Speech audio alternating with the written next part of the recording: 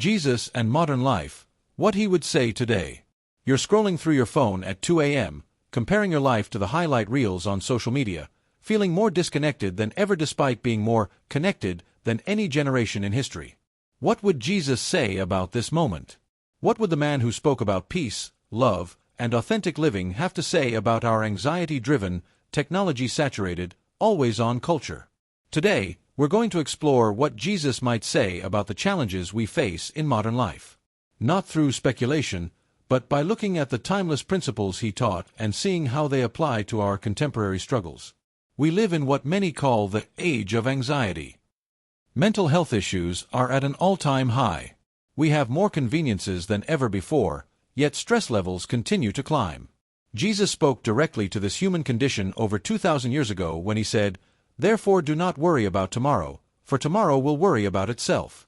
Each day has enough trouble of its own." But what does this mean for us today? Jesus wasn't advocating for reckless abandon or ignoring our responsibilities. He was pointing to something deeper, the futility of anxiety and the importance of presence. In our age of endless planning apps, 5-year strategic plans, and constant future-focused thinking, Jesus would likely remind us that true peace comes from being fully engaged with today. Think about it. How much of your anxiety comes from scenarios that haven't happened yet? How much mental energy do you spend worrying about things completely outside your control? Jesus would say, focus on what you can do today. Trust that tomorrow will bring its own opportunities for good. If Jesus were walking among us today, he'd likely have something profound to say about social media. The man who emphasized authentic relationships and genuine community would probably be concerned about our digital facades. Jesus was known for his authenticity. He didn't present a polished version of himself. He was real about his struggles, real about his emotions, real about his humanity. When he wept, people saw it. When he was angry about injustice, it showed. When he was tired, he rested.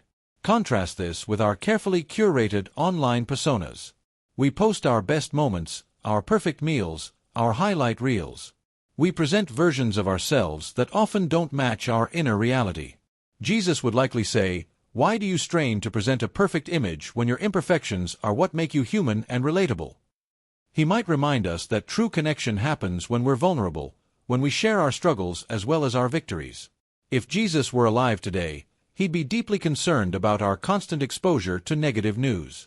We're bombarded with information about tragedies, conflicts, and crises from around the world 24/7. Our brains, which evolved to handle local, immediate threats, are now processing global catastrophes constantly.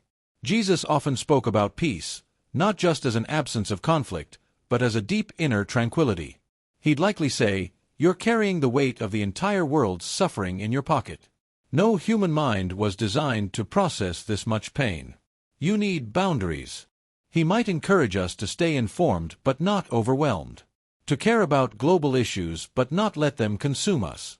To act on what we can control and find peace with what we can't. Jesus would probably advocate for regular digital detoxes, for times of silence and reflection, for disconnecting from the constant stream of information to reconnect with our inner wisdom and peace. One of the most radical things Jesus did was rest. In a culture that valued constant productivity and religious activity, Jesus regularly withdrew from crowds to be alone, to pray, to recharge. He even slept during a storm while his disciples panicked.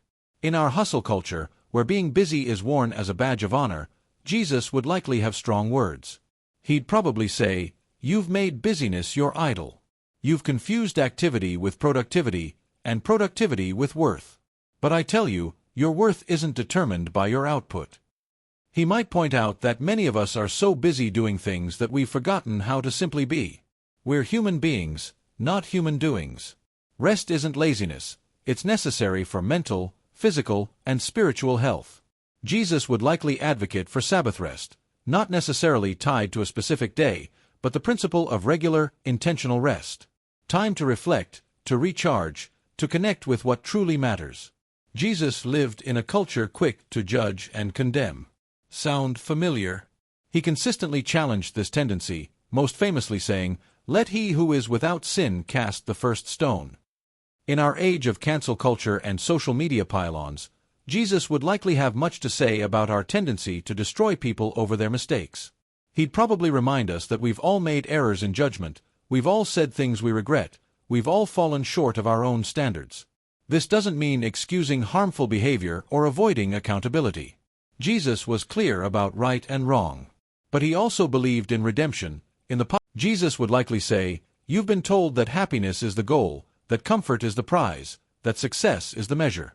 But true fulfillment comes from something deeper, from knowing that your life has meaning beyond yourself." He'd probably challenge us to find purpose in service to others, in making a positive difference in the world, in contributing to something larger than our own immediate wants and needs.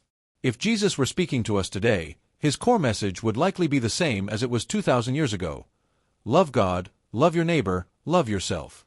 But he'd apply this timeless wisdom to our contemporary challenges. He'd remind us that despite all our technological advances, despite all our progress, the human heart remains the same. We still long for connection, for purpose, for peace.